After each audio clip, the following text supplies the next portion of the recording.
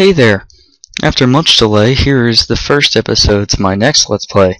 What is it? I'm so excited. Oh, it looks like another game. Oh. It's by HAL Laboratory. What game could it be? Oh, it's another Kirby game. Excellent. Hey, so, when I gave out that hint, and I told you guys to think about the words in my hint, the hint was, this game definitely reflects my personality. I was talking about the actual words in my sentence, which would be reflect, which would mean mirror. So obviously I am French, so let's begin. I'm just joshing you. Actually English. Okay. Well, let's just start. Well, actually, let's leave it alone for a minute so we can hear the story. So, yeah, the plot only comes up if you don't touch anything, I believe. Yep, here we go. I'm not going to read it because I don't really like that when people read in their Let's Plays.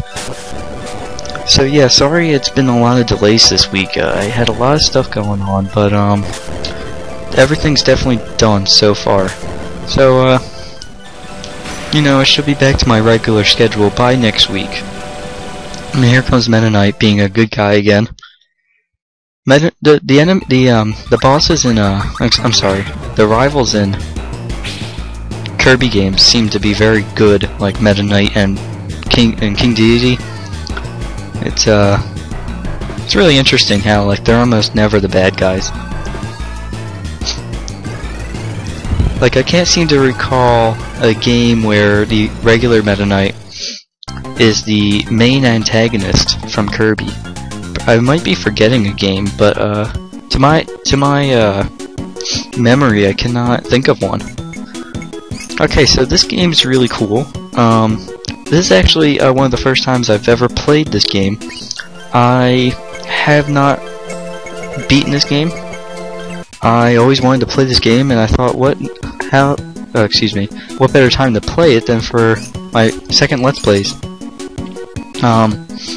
So, yeah, like this is semi-blind. I will be practicing so I'm not completely lost.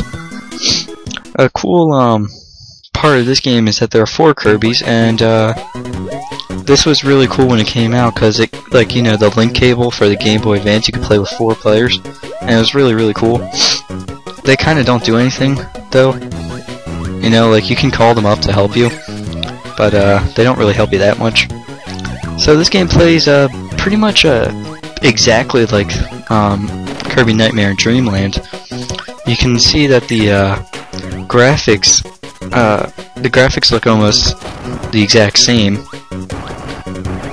Here's like the first part where you're gonna need a Kirby friend. You can make it up there without, but it's very difficult. I've done it once and that's it.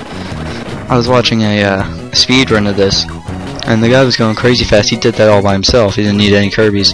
So right there, those star blocks that are kind of made out of stone. You need to hold the B button to inhale and move it, and later on you'll find these larger stone blocks that are just like that, but they're much larger, and for that you need you need all 4 Kirbys to do it at the same time. So that's pretty cool that they incorporated that. Okay, so as you see here, we have some new abilities for the sword. The up B is very reminiscent of Kirby's up B in Super Smash Brothers. And oh, here's our first treasure chest, and it's a map of I believe. Oh, oops, press select. A map of Rainbow Resort, which is the first level. So if you press the start button, you'll get this menu. And you press the select button, and you'll find the world map. Oh, I'm sorry, that was the world map. That was not a map to Rainbow Resort. We'll get that later, I guess. This is explaining how you use the cell phone in this game. I'm not really sure what the difference is between using L and R. I'm not really sure if there is. And I may have just skipped a cutscene right there. I'm very sorry. What that cutscene was depicting was Dark Kirby. Actually, it's a Shadow Kirby. entered this portal right here, which is Rainbow Route. I was thinking of Rainbow Resort from my last Let's Play, and if you haven't checked it out, go ahead. So here we have Beam Kirby, boring as ever. You know, Beam Kirby does get some really cool upgrades in later games, like excuse me, blanking on the name, Squeak Squad, and the new one, Return to Dreamland. I was going for a no-hit run. Something else you might have noticed, that the enemies now have health bars, which is really cool, but makes some of the enemies a little bit more annoying to deal with, like the the enemies that usually just took one hit to kill, which was all of them. But it was cool that they could incorporate more menacing enemies, like the larger variations of some of the enemies. Oh, that was close. Oh, I still got hit by him. Whatever, it doesn't matter. So here's a smaller treasure chest that just contains a 1-up, and there are a ton of those scattered throughout that just contain like life ups and health restoring items. But to my knowledge, those are still counted towards the they still constitute 100% run. Here's one of probably the coolest, one of the most useful new abilities is Fighter Kirby, and he has a lot of different moves. Holding it down will do this, and you can charge up for a Shotokan, whatever you want to call it, Kamehameha, whatever, an energy blast. Up B will do an uppercut kind of thing. If you press left and right B left or right B at the same time, you'll do this. If you do it while you're running, you'll do this. Down B will just do your regular slide. You can, if you press B while in midair, you do this kick, and if you press down B in midair, then you do this. Yeah, a lot of different stuff that you can do with it. It's probably, it's probably depicted in this as well. Yeah, here we go. Maybe a little bit easier, but whatever. Okay, so I'm gonna get rid of, probably the worst enemy to try and suck up, because they'll just follow you and explode. I gotta say though, my favorite ability is coming up right here. Here it goes. Missile Kirby, very helpful, especially in like speed runs. You can just fly around until you hit something. If you hit blocks though, I don't think it makes you stop. Let me check. Nope. Okay, so if you hit an enemy or a wall or something of that matter, then you will... Oh, here's Shadow Kirby, then you will explode. So, Shadow Kirby is extremely easy. You just hit him and he drops something. I'm going to keep Missile Kirby. This, of course, will be a 100% run. You know, what else would I do? I believe the only thing that you need to do... Well, not the only thing, but like the thing that's most important that people forget to do are to get every treasure chest, not only the big ones. Okay, so here's the map for Moonlight Manor. So yeah, we just came from over here, and we can only go right. Well, we can go up and down right here. So this is the map, and orange squares are orange squares are squares you have not visited yet, and rooms you have not visited yet. Yellow squares that are not glowing are areas you have visited, but you have not completed, which means you have not gotten all the treasure chests in that area, or the levers, or whatever it is. And if it's glowing, that means you did 100% that room. So I'll probably be playing through this casually, not looking for all the secrets at first, and then nearing the end of the run, I will go back to each area and find the things I did not find in my first run. So okay, so right here is a good use of the missile ability. If you just go straight, you should be able to make this. Happened in my practice file too. Okay, well I guess I'll just have to ignore that for now. I'll come back to that later. Sorry if my voice sounds a little weird. I'm not feeling too well right now, but I should be feeling better soon. It's not like my throat hurts a lot, but it's just I'm kind of tired. I'm just kind of lethargic.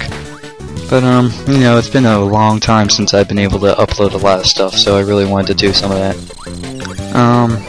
Oh, I wanted to give thanks to Mario Party 1 Forever. He put me in his box for great gamer channels or something like that, and I really appreciate that. I just want to say thank you. So hopefully you're watching this and you get to you can know that I appreciate that. Okay, so this is the ice power up. Okay, there's a thing up here. I don't know if there is. I don't think there was a treasure chest in here, so there's nothing to worry about. Here's the first big switch.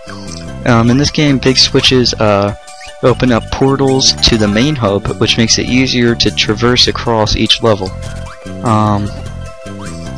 And in every big switch palace, or whatever you want to call it, big switch room, are 2 abilities usually. So I already showed off Fighter Kirby, so I'll show off Bomb Kirby. Bomb Kirby's really cool too. I really like Bomb Kirby. It's really powerful, and it's a good thing because the bombs don't hurt you in this game. I seem to be thinking of a game where the bombs actually do hurt you. I can't really think of it right now though. Oh, that was close. Alright, well, not really close, I guess. Oh, also, I believe I have fixed the audio problem. To me, it sounds a lot better. Okay, so if you want to go down there, which I probably... No, I don't need to. Don't break this block. Well, I guess I will anyway. Well, don't break that block and you can get in here. And there's nothing in here. Well, there is when you get further into the level. But as for now, the only thing we had access to was that. So, not really that important to go into that room at that point, unless you're low on health or something. Oh, if you're wondering what that is, that's a battery. It recharges your cell phone. You only get 3 uses for your cell phone, which is how you call your friends. Here's one of the first enemies that you need to suck up for a while to actually inhale them. And they give you the sword power up. So the batteries recharge your cell phone. Oh, here's the first invincible lollipop. Sorry. I noticed in this game that you become much faster while you have the invincible. I'm sorry. When you have the invincible lollipop, and I don't really remember if this was the same in Kirby Nightmare in Dreamland. No. I hope you guys received this game well. I think it's going to be a fun project, especially because it's a little bit more difficult to 100%. So I'm going to have to go through the game a few times, or well, not the entire game, but like, you know, parts of the game. Yeah, here's my, as you all know, my favorite ability. And here's another switch. And unlike the other switches in this game, that one does not that one does not correlate to the same area. So that one brings you to a different area. And here we have our first boss. So let's start that before I run out of time. If you didn't know, the main point of this game is to destroy all 8 bosses, I believe, and get all the crystal shards back. Not the crystal shards, like the shards in the mirror, so you can enter the mirror world, or you can go back to your own world. I don't know, something like that. So yeah, like I remember saying that there's always a Wispy Woods in every game, and although there's not one, that one's pretty darn close to Wispy Woods. I believe that's what they were going for, because a lot of the bosses in this game correlate with the bosses in a lot of the Kirby games, especially Kirby's Adventure, and that's mostly because this is again a mirror world, and it's supposed to mirror the regular Kirby games. So don't forget to tell me what you thought of this episode and anything I can improve on. So far we have our first shard, and the other ones will not come that easy though. So I will upload next episode later tonight. It won't be right afterwards. It will be probably much later, like perhaps like I'm trying to think, maybe like 8:30. Doesn't matter. I'll see you guys later, and thanks for tuning in. Have a good day.